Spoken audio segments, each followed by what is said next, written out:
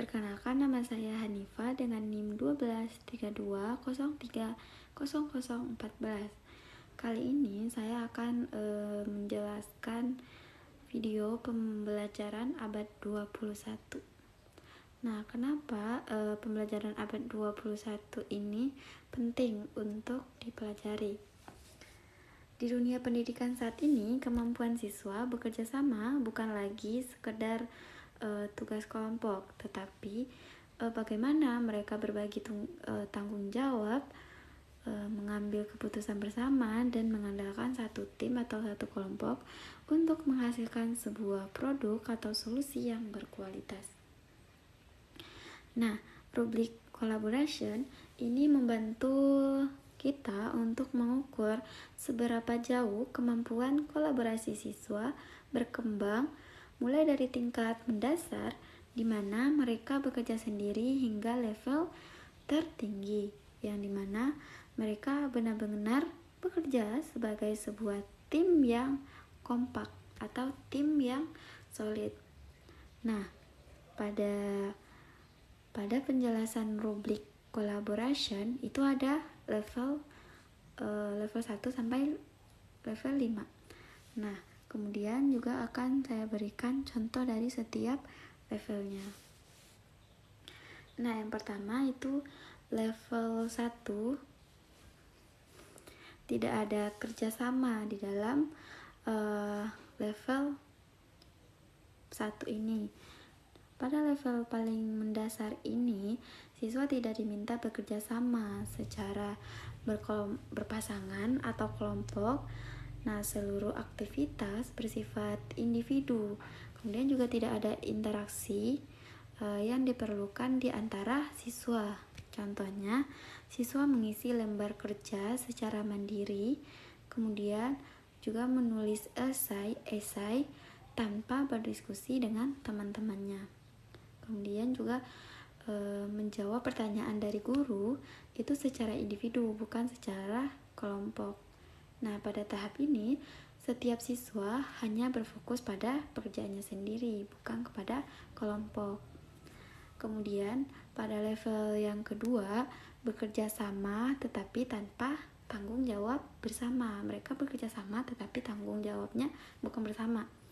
Nah, pada level ini, maksudnya siswa memang berada dalam lingkungan kelompok, tetapi kerjasama hanya bersifat fisik atau sekedar berdampingan saja. Nah, contohnya mereka mungkin berdiskusi, namun hasil akhirnya tetap individu, bukan produk kelompok. Semisalnya, siswa disuruh duduk berkelompok, tetapi mereka membuat poster sendiri, yang dimana ada tugas buat poster. Nanti mereka disuruh berkelompok, kemudian membuat masing-masing. Kemudian juga ada diskusi ringan dan bertukar pendapat tanpa membuat satu karya. Jadi pendapatnya dari masing-masing, tapi mereka duduk berkelompok. Kemudian mengumpulkan ide bersama tetapi menghasilkan produk kelompok. Nah, kemudian kerjasama mungkin ada di dalam sini, tetapi tidak ada keterikatan tanggung jawab dalam menghasilkan tugas akhir, tanggung jawab bersamanya dalam tugas akhirnya. Jadi lebih ke individu. Kemudian level 3, tanggung jawab bersama tetapi belum ada keputusan penting bersamanya. Nah, maksudnya pada level ini siswa sudah berbagi tanggung jawab untuk sebuah produk kelompoknya, namun arah dan isi pekerjaan masih ditentukan oleh seorang gurunya, sehingga siswa tidak terlibat dalam pengambilan keputusan utamanya. Seperti contoh, guru menentukan sebuah topik laporan, dan siswa membagi tugas penulisannya. Kemudian kelompok membuat model desain. Nah, misalnya di sebuah kelompok itu ada sebuah model gitu kan. Nah, tetapi desainnya itu sudah ditentukan oleh seorang gurunya. Kemudian juga contohnya siswa mengerjakan proyek kelompok tanpa menentukan isi utamanya karena udah ditentukan oleh gurunya. Kolaborasi sudah menjadi tetapi kepemilikan ide belum muncul dari siswa, tetapi muncul dari gurunya. Kemudian pada level 4 tanggung jawab bersama plus membuat keputusan penting namun pekerjaan belum saling bergantung. Nah, maksudnya pada level ini siswa mulai menentukan isi, proses, dan desain secara mandiri. Nah, mereka membuat keputusan penting bersama. Mereka udah membuat keputusan penting dalam kelompok, namun dalam pekerjaannya atau aktivitasnya mereka melakukan masih dipisahkan, masih pengerjaannya dipisahkan dan tidak sepenuhnya saling bergantung atau saling collaboration. Contohnya, kelompok menentukan tema dan alur video, tetapi editing hanya dilakukan oleh satu orang, bukan semua orang. Kemudian, kelompok menentukan hipotesis eksperimen, tetapi hanya sebagian anggota yang menjalankan percobaan. Nah, di sini tidak ada keterkaitan semua anggotanya. Kemudian, siswa menentukan ide utama presentasi, misalnya bikin presentasi, udah menentukan ide, tetapi slide dibuat secara terpisah oleh masing-masing. Gitu. Kemudian, pada tahap ini mereka melakukan keputusan penting, tetapi tidak semua anggota terlibat secara berkesinambungan, hanya beberapa anggota saja. Kemudian di level 5 tanggung jawab bersama, kemudian sudah bisa keputusan penting bersama, kemudian kerja saling bergantungan. Nah, pada level ini merupakan level yang tertinggi dalam rubrik collaboration. Nah, di sini siswa benar-benar saling bergantungan atau membutuhkan. Artinya, keberhasilan proyek bergantung pada kontribusi atau kerjasama setiap anggota. Mereka mengambil keputusan penting bersama dan mengerjakan bagian yang saling berkesinambungan atau saling berkaitan. Nah, contohnya membuat presentasi kelompok, membuat presentasi yang dimana presentasi ini disusun secara bersama, lengkap dengan narasi atau teksnya, desainnya, kemudian penyajian yang dikoordinasikan antar anggota.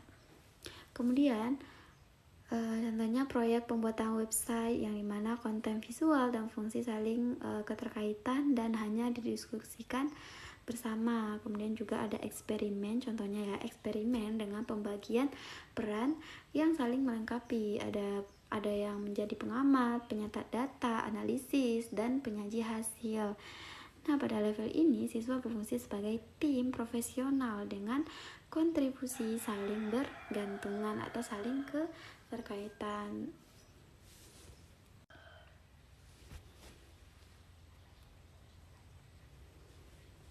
Nah, selanjutnya pembahasan rubrik skill communication yang dimana disebut juga dengan keterampilan dalam berkomunikasi.